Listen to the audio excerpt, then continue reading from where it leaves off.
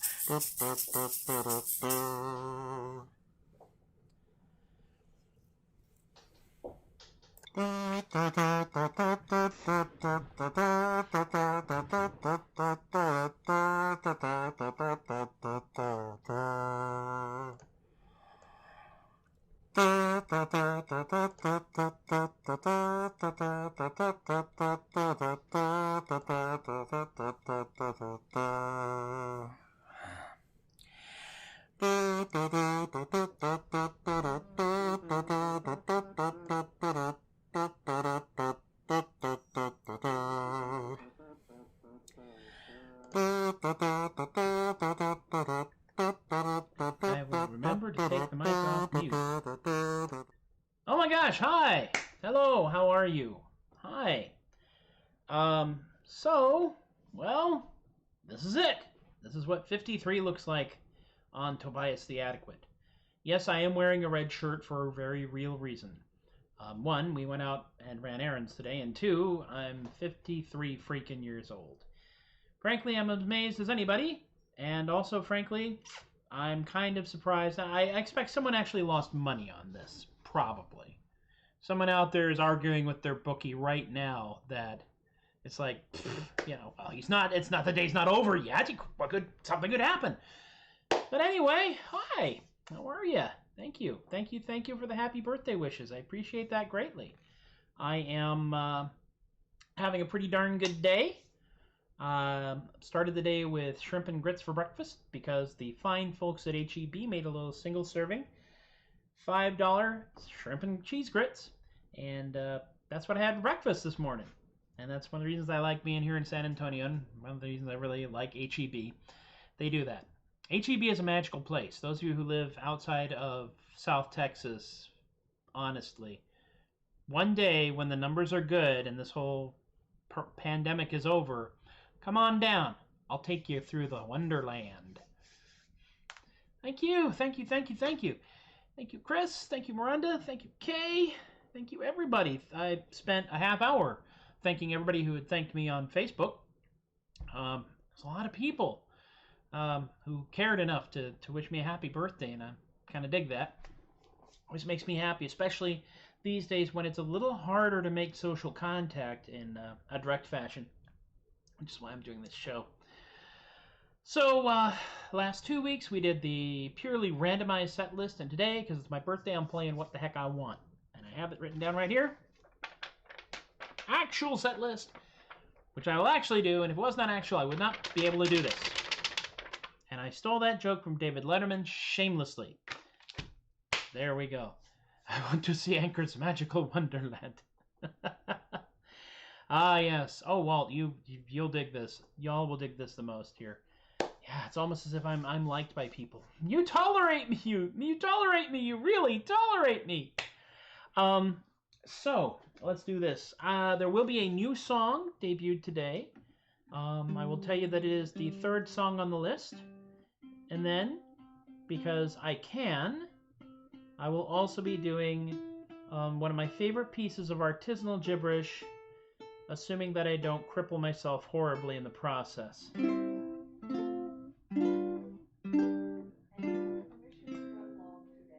I have permission to run long today, because it's my birthday. So, why don't we just get on with it, shall we? Trimmed my nails today, too, so we won't have that random ploing noise, hopefully. Do you know my friend from Faire? Do you know my friend from Faire? He's 4 foot taller, and he's got brown or sandy hair. And he has a hat and tankard, and he wears these great big boots. And he wanders around in a loincloth or one of them doublet suits. Stands out in the crowd. Really does. He's very distinctive. Do you know my friend from Faire? Do you know my friend from Faire? He's a unique individual, no one else can compare. For he always sings or juggles as he goes about the town. And he always has a great big sword that ought to narrow it down. It's very distinctive. Seriously, you know him. Do you know my friend from Faire? Do you know my friend from Faire? If you saw him coming down the lane, you'd have to stop and stare. Don't recall if it's pickles, pretzels, or if it's popcorn that he sells. But you can hear him coming from a mile away on account that he wears bells. Jingle, jingle, jingle, like a herd of Morris dancers. Do you know my friend from Faire? Do you know my friend from Faire? He's the coolest dude in all the world, I truly do declare. If you saw my friend in person, then you'd know of whom I speak. For he dresses like a pirate, now isn't that unique? Pirate! With pointy ears. Elf pirate. And gossamer wings. Fairy elf pirate, and a kilt. Scottish fairy elf pirate, and horns. Demon Scottish fairy elf pirate, and fangs. Vampire demon Scottish fairy elf pirate, and a foxtail. Nobody knows why. Do you know my friend from Faire? I think I saw him over there. His name is Wolf or Hawk or Raven, or I think it might be Bear. Well, we've never met outside of Faire, but I'm sure he'll be along. Hey, wait a minute. I'm talking about you. I guess I'll end this song. There we go. We've gotten through it and successfully. Oh my goodness me. Yes, it's okay, kid. It's coming whenever you need to come in. I mean, I've said this before. The show is a lot like a lifeline, just like singing the chorus is a lot like a lifeline. It doesn't matter where you come in so long as you're holding on by the end. Well, folks, this is the 53rd birthday show. And in honor of that, I will not be singing the Gananim birthday song because I am just one person, and it's not as effective unless you have a whole mob of lunatics all watching at the same time. It's really hilarious when that happens. And if you have a friend who has a birthday, and you happen to be at the Scarborough Renaissance Festival, and you happen to know people who are in Gananim, trust me on this. They'll sing the birthday song, and it is an event. It does not take long, but it leaves a lasting impression. All right, now, second song, because I can do this, is, of course, you'll move over, there we go. This one. One of my faves, and one of the faves of the people who watch this show, apparently. You can always hear Morris dancers coming. Although I do say that, as a side note, it has been said that the easiest way to be completely inaudible at Faire is to wear bells. Because nobody notices you if you're wearing bells at a Renaissance festival. I don't know. Next goal is to play this song at a reasonable tempo and not kill myself. Because I have a tendency to speed metal through this one. But why not? Oh good, it's still tuned.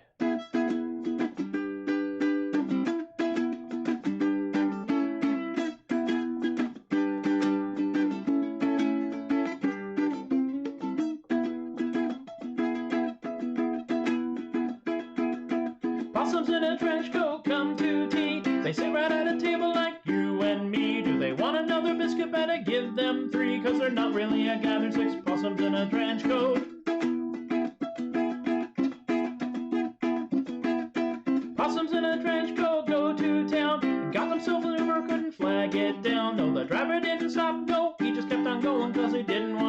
6 possums in a trench coat.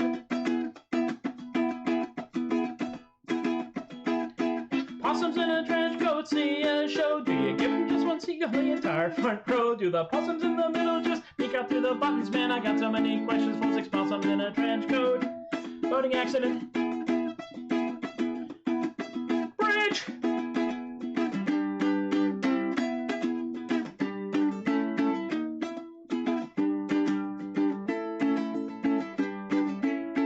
The audience never noticed.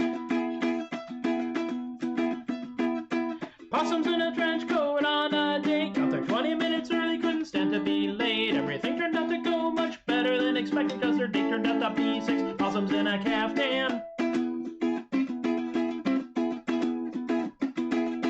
Possums in a trench coat. Possums in a trench coat. Possums in a trench coat. 6 possums in a caftan.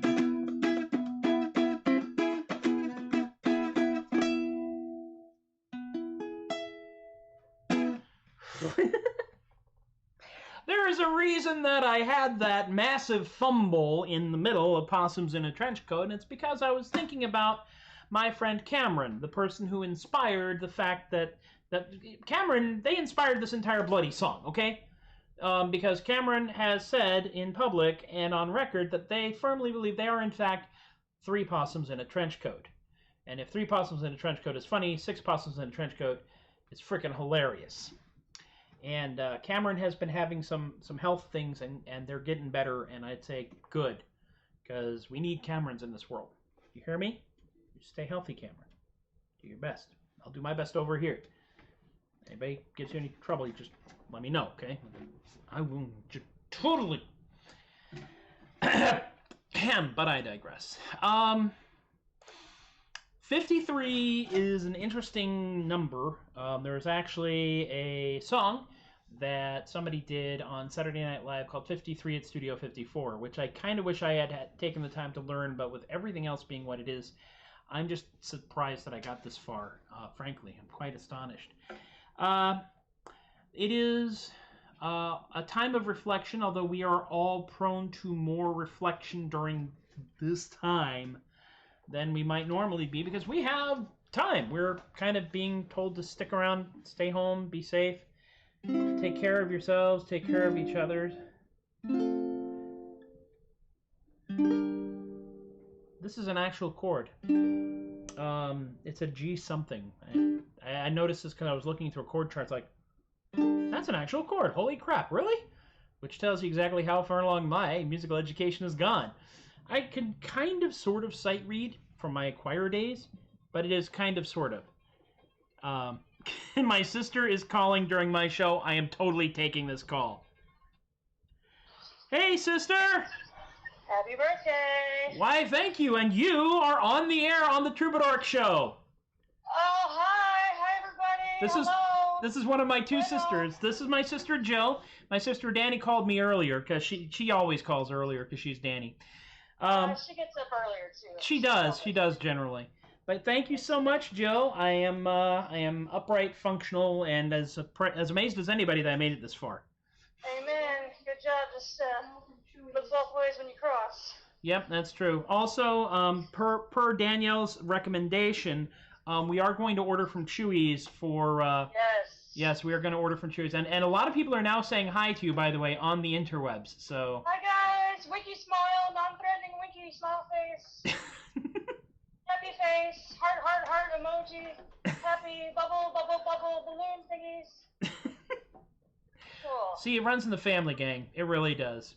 So this is what Jill looks like to me, because she doesn't have an Apple phone, so I see...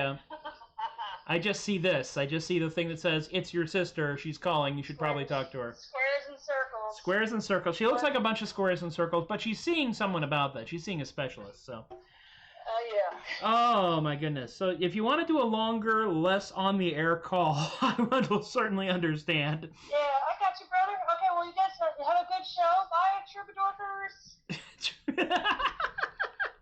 Troubadorkers.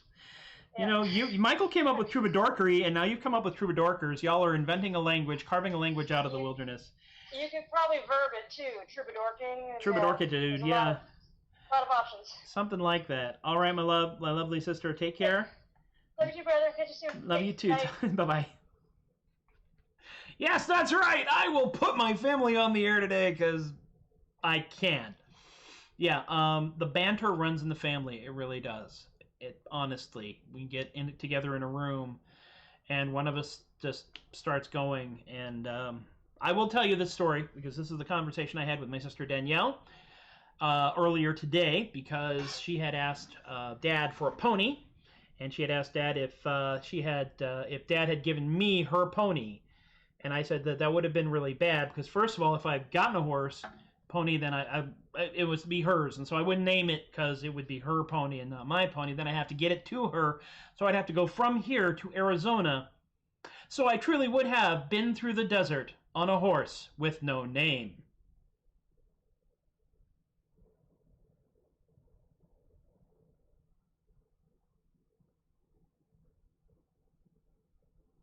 Go ahead, make the noise. I can't hear you. It doesn't matter. Kit, should I call next? Yes, Michael, it really does run in the family. And Michael has met some of my family, I'm pretty sure. I'm actually waiting for the delay for everybody to go, ah, you stupid joke. Troubadorkers in French, Troubadorkers in Quebec. Thank you. That actually happened, the horse with a no-name joke actually happened live on a phone call. There was no planning. There was no establishment. She put it up on the teleprompter and just... It did feel good to be out of the rain there, Joseph. Thank you. Now...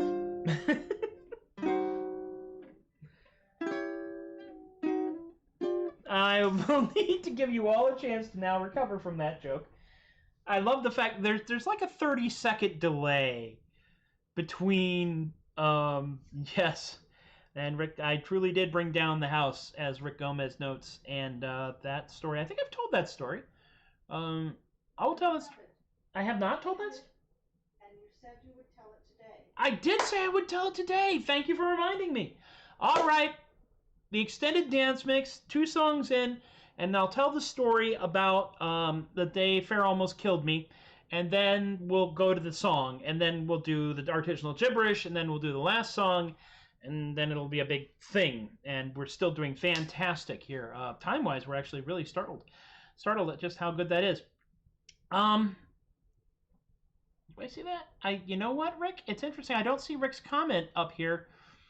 And it's one of those weird things, Rick. I swear, this is one of those weird things where certain people in the Silicon Valley Bay Area just, they don't show up on the stream for some reason. The stream over here.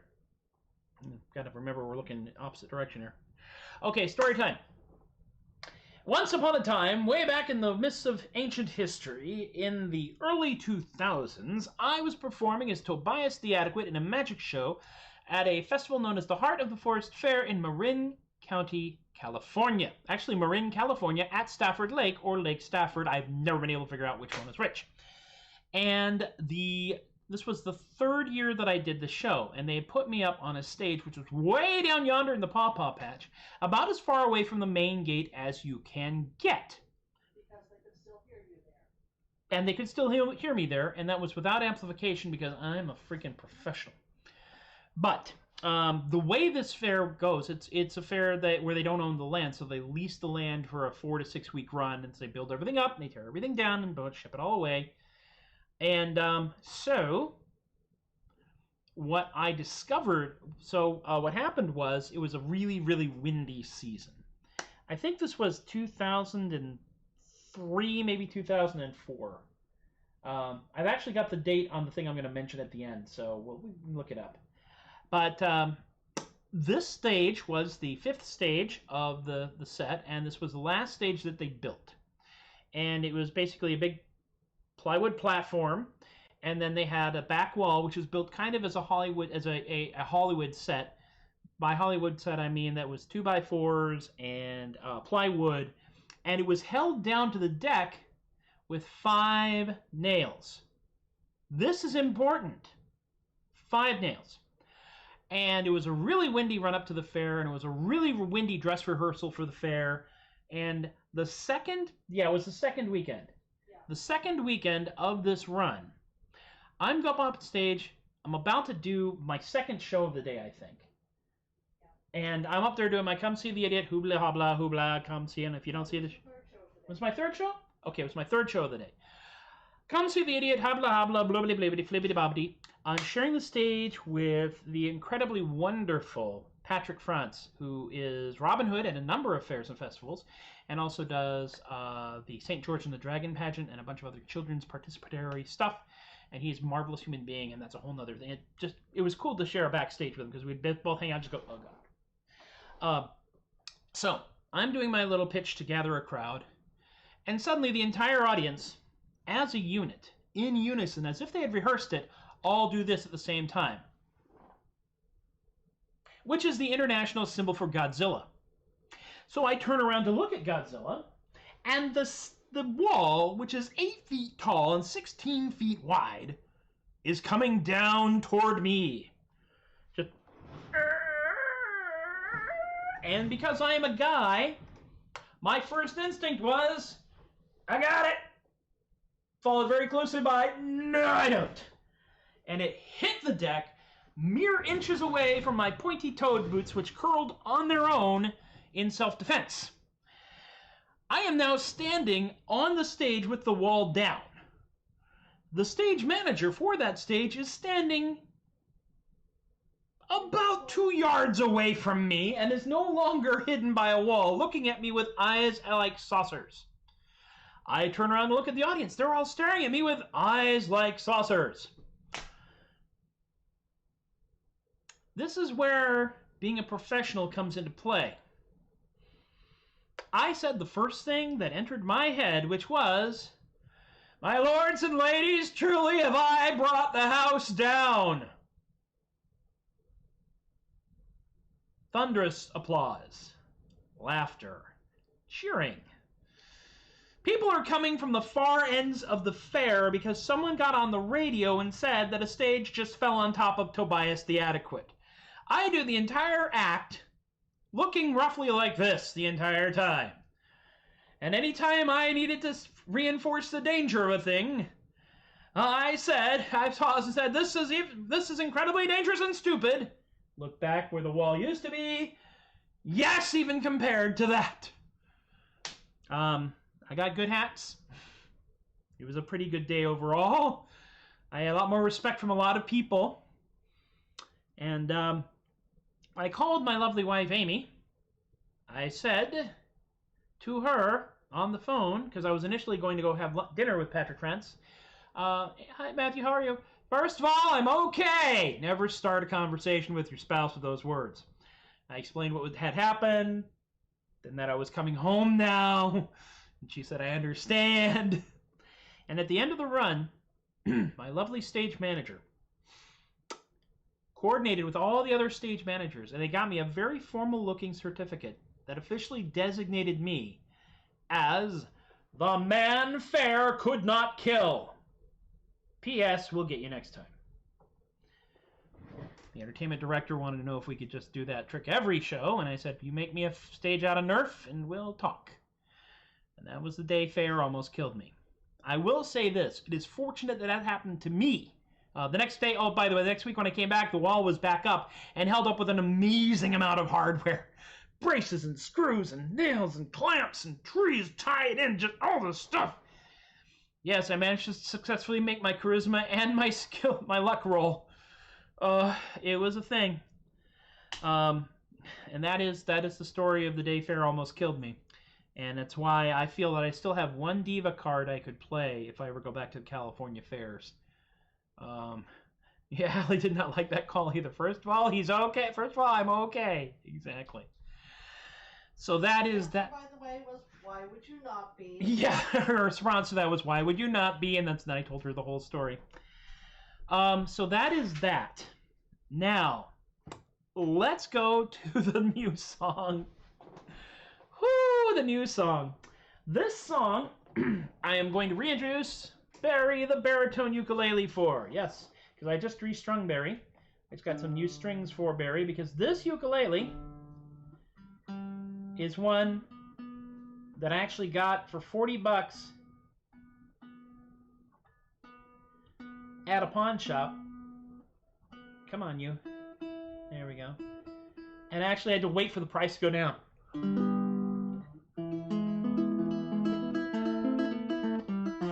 Now that's just me testing the strings.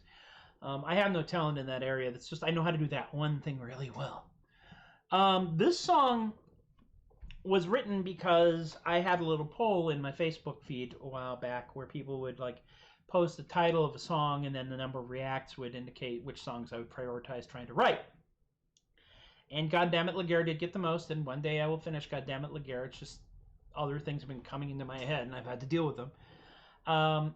And one of the songs was from Jana Zepp, who plays Queen Margaret of Scotland and the Isles. And it was basically, it's one I'm working on called Relative Confusion, also known as No, No, I Am Not Your Great, Great, Great, Great, Great, Great, Great, So Many Great Grandmothers, Nor Are You in Line to the Throne. And I started trying to write it, and what happened is my brain went to a different direction because way back in the midst of time, in my LARPing days with Amped Guard in Austin in the late 80s and early 90s, we had a group come visit us from the Dallas-Fort Worth area. And I wish I could remember the guy's name because he was incredibly creative, very funny, and just a hoot to be around. But he created, and this was during the time, right around the time that The Princess Bride was really hot, created the character in SCA that was a reaction to the fact that an awful lot of people in the SCA well, all the people in the SCA, and it's actually part of the charter, are at least minor nobility. Lord this, lady that, so on and so forth. So he created a character known as the Dread Peasant Festus. And that stuck in my head. And it's like, oh, I have to write a song about that. So my apologies to Jana. I will eventually get your song written. But I had to write this song. So this is a song about a man who came from humble beginnings and stayed there. The dreaded peasant Festus. This also has a strumming pattern which I absolutely don't know why I did to myself, but I've gotten a handle on it mostly. There we go. He came from a tiny village just outside of Aberdeen, and his face, it was not noble, and his clothes, they were not clean. But there's often been a hero that has come from such a start. Our man Festus wasn't one of them. He was neither brave nor smart. There are heroes, myths, and legends that are known throughout the land. But the dreaded peasant Festus was not that man. There are some men bound for glory, bound for riches or for fame, and among the noble roll call you will not find Festus's name. For his voice, it was not noble, nor his bearing very fine, and he towered over no one at the height of 4'9". There are heroes, myths, and legends that are known throughout the land, but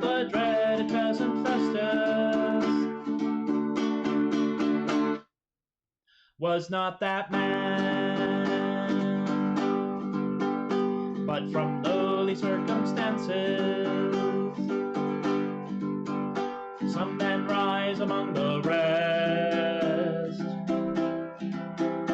Not that Festus ever tried hard, all that there is just my own guess. But in noble battles some men can achieve beyond compare. And on that battlefield of Hastings, our man Festus wasn't there. There are heroes, myths, and legends that are known throughout the land, but the dreaded peasant Festus was not that man. There are legendary figures doomed to fade away obscure, and our peasant fest that suits them, at least we think we're pretty sure. There is not much known of Festus, peasantry but little pride. Matter of fact, all that we're sure of, well, we're all pretty sure he died. There are heroes, myths, and legends that are known throughout the land, but the dreaded peasant Festus is not that man. There we go. That's how that song goes. Woo! I got through it all and nobody died. That's the important part right there. Woo-hoo! Hey, yes! Here's the Festus. Hip, hip! Okay. In the process of writing this song, you have to understand, and Amy was actually had to deal with it. There were moments when I'm writing a song, stopping and going, how in the world am I getting away with this? Because, well, you've now heard it. And that was the premiere of the dreaded peasant Festus. I will note that my Patreon people did actually get a preview of that, as I actually recorded it successfully after only 4 to 8 tries. And that will be going up on SoundCloud shortly. But yes, the dreaded peasant Festus. I am the dread peasant Festus. There will probably be a few survivors. Need you to write a song about the humble peasant who becomes the major villain. Oh, I can already see where that one's going, though, because that one is basically the humble peasant who is just trying to live his life, but these freaking adventurers come in, they ransack his shop, they kick things over, they break all his dang jars, and they leave, and they keep doing that, and eventually he just has to, like, fortify his hut, and it becomes a fortress and a castle, and then a very large, ominous fortress. I see where that's going, and it's a terrible thing of you to suggest that I write that, Kay. Darn you. Fine. Put that in the stack. Never has this subtitle been quite as effective and appropriate as it is now. Oh, no, it's a thing? A thing, I'll link you to it. Yeah, I know it's a thing that... I'm on the internet. See, on my screen, this title, although the title says Rambling and Stories and stuff, on my screen it says Rambling and Gibbering, and it is because I am now going to perform for you, or possibly at you, depending on how you feel about it, a piece of artisanal gibberish. Artisanal gibberish is not so much poetry as a cry for help that occasionally rhymes. And this is one that I wrote. The second one, the first one was the Kraken bit, which I have done a few episodes back, probably back in like the 20s or something like that. This one is one that I wrote during a change in the cast at the Scarborough Renaissance Festival, because the wonderful person who played Queen Anne retired, and she and her husband are now up in the Northeast Texas scaring the crap out of people at dark hour when they can. So that's right. I know. I'm paying attention. And so for a season, King Henry was kind of cut loose and fancy free and basically hunting for a bride. And that then prompted what I'm about to read at you here. And because I want to get through it all without getting hung up on watching your comments, and trust me when I say reading your comments is a very dangerous thing to do, and it's the leading cause of me screwing up the songs. And this gibberish is Janna's fault. Well, it's partially Janna's fault. I actually performed this one for the very first time in Scottish Court, and I will say this too. Janna and Scottish Court have been astonishingly hospitable to me. And that's one of the reasons why Scarborough is my home fair. Because y'all, I don't know why, you just decided that I was worth the time and the effort, and I thank you for that.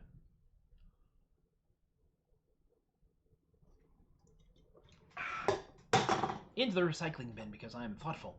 So, I will set the time and the place. This is Tudor England. King Henry VIII is the monarch. And he's currently, how shall we put this delicately, between wives. He is actively hunting for a new bride. King Henry is a Tudor suitor. Now, he's been without someone to, put this delicately, frolic with for a while. And that can make a man rather randy. So that makes him a looter, Tudor suitor. Which, of course, also, he's a little depressed about the whole thing. So he's a broodier, looter, Tudor suitor. And this gets his sister, her Royal Highness Margaret, Queen of Scotland and the Isles, rather annoyed, and they argue sometimes. So she's feuding with a broodin', lootin' Tudor suitor. So much so that she has asked some artisans to carve a bust of her brother out of walnut so that she can yell at that in the privacy of her own chambers. She is feuding with a wooden, broodin', looter, Tudor suitor. Now, we all know that King Henry VIII was fond of the hunt. He'd hunt for anything, and frequently on horseback.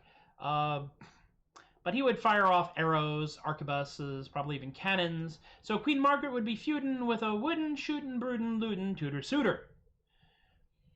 Now, I don't know if any of y'all have been in Scotland in any amount of time, but it gets very humid up there. One might even say damp. Damp is, in fact, the official color of Scotland, according to several people. And wood, given dampness, has a tendency to rot over time, so you have to protect it, sometimes through a process known as pickling, or even coating it with a thin layer of varnish. Sometimes this varnish takes on an azure hue, so Her Majesty would be feuding with a stewed and blued, wooden, shootin', broodin', lootin', Tudor suitor.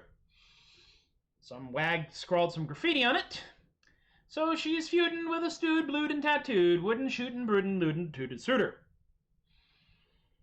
Now, let's be honest here. Metal is more durable than wood, and Queen Margaret would have had a metal bust of her brother made once, which looked even more lecherous than the walnut one, but it was stolen. That's right, someone looted the pewter shootin', broodin', lootin', Tudor suitor, which is why she is now feuding with the stewed, blued, and tattooed, wooden, shootin', broodin', lootin', Tudor suitor. You know that part in the song where the drummer just goes into solo and plays like all the drums at once? This is the equivalent of that in this poem. Now, this all could have been avoided if she had eschewed the shootin', broodin', looter, Tudor suitor, but the brutin', lootin' mooted the forsooth and truth of the Brutus shootin', which led to the feudin' with the stewed, blued, and tattooed, wooden, shootin', broodin', looter, Tudor suitor. This has been your History Minute. I'm Dana Etheridge.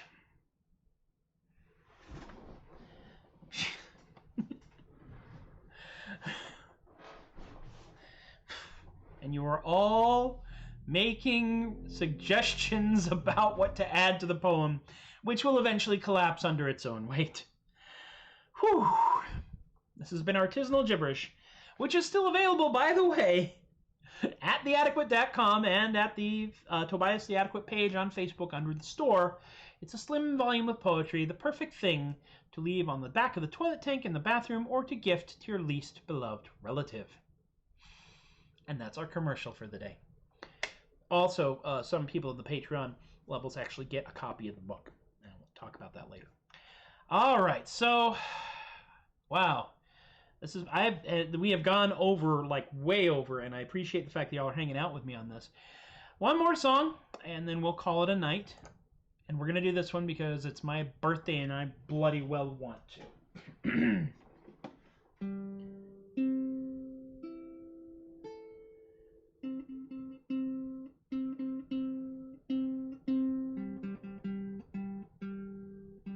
I tune because I like you. Let me just put the cheat sheet up just in case something goes horribly wrong. I don't expect it to, but you can never tell.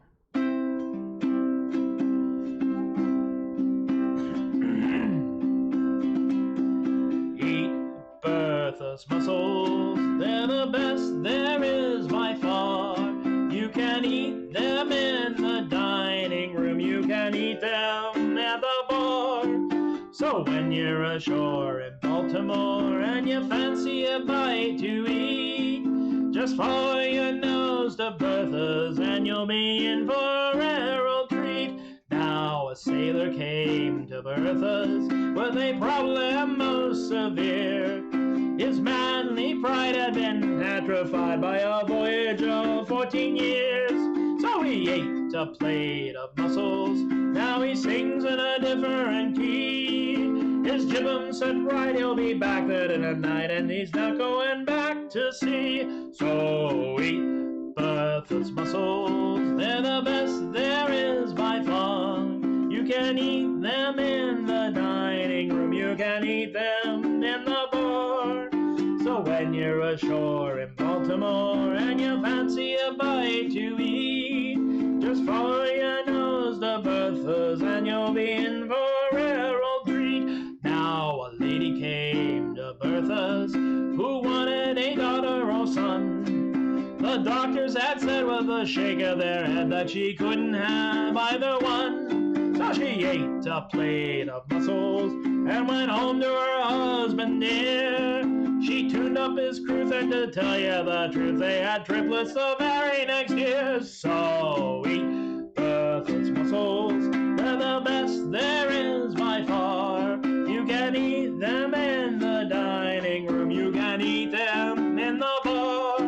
So when you're ashore in Baltimore and you fancy a bite to eat, just follow your nose to Bertha's and you'll be in for a rare old treat. They will cure your diarrhea, or your constipation too. Just swallow a box for the chicken pox, for the measles or the flu. So if you fancy a healthy life, get your daily dosage straight. A plate a day of Bertha's mussels, and you'll live till you're 98. Everybody! Bertha's mussels, yum! They're the best there is by far. By far you can eat them in the dining room, you can eat them in the bar, So when you're ashore in Baltimore, you fancy a bite to eat, just follow your nose to Bertha's and you'll be in for a rare old treat.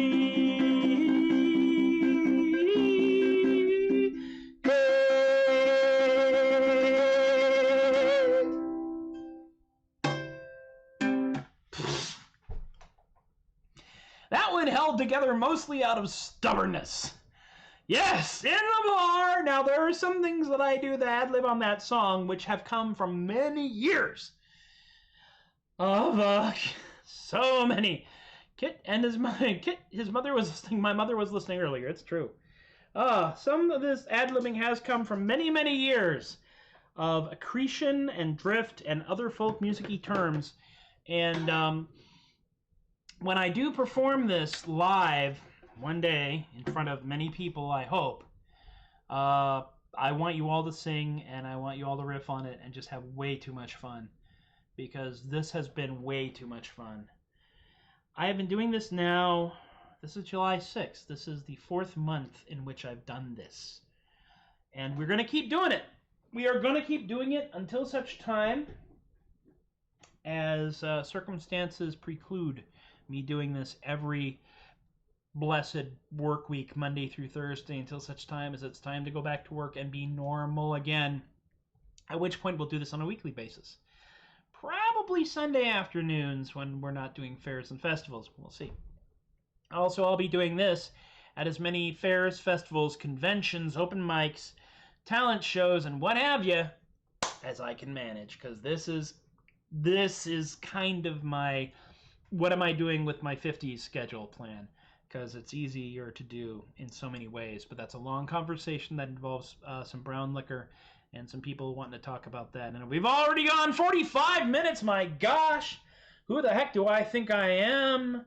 Voltaire? No, I'm just some idiot with a ukulele.